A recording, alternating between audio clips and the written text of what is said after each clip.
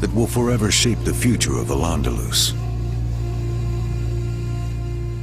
His dynasty brings to Spain a consolidated rule that lasts for centuries, and part of the reason why Spain prospers is exactly because, one, there's this consolidated rule, there's one authority, and also because there are these links back to the glories of Islamic civilization in other lands.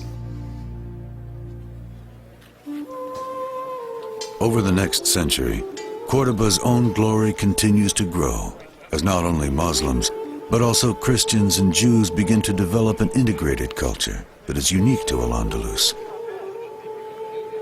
And you get many, many people who start to speak Arabic but don't become Muslim. You'll have Christians who remain Christian under Islam but take Arabic as their language. The Jews and Christians, especially the Jews, are pretty well integrated into the economic life and into social life. They do business with Muslims and they interact with Muslims. So space is made for them.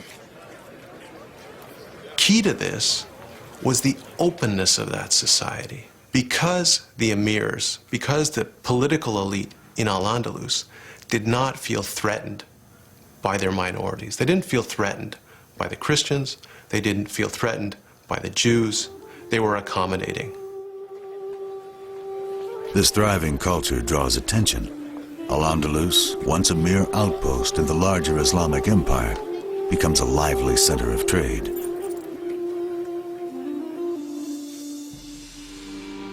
Viking ships from the North Sea, as well as merchants from the new Islamic capital of Baghdad, bring an influx of goods and of people to Córdoba.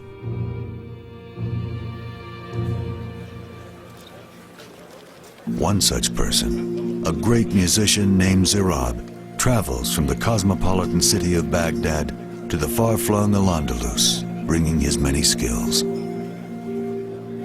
He starts what some have called the first real music conservatory. The chroniclers talk about him playing what we would call a lute and using an eagle's talon to pluck the strings.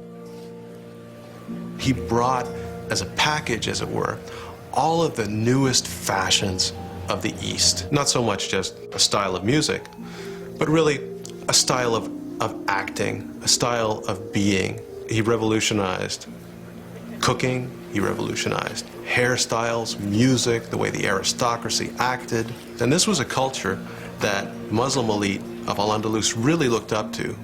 They were kind of, the sort of hillbillies of the Islamic world. They were way out in the West in this, the middle of nowhere, far from the center of power, far from the center of learning.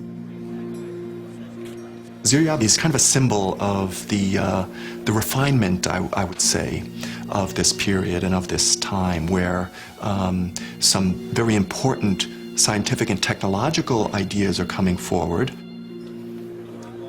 The urban capital of Córdoba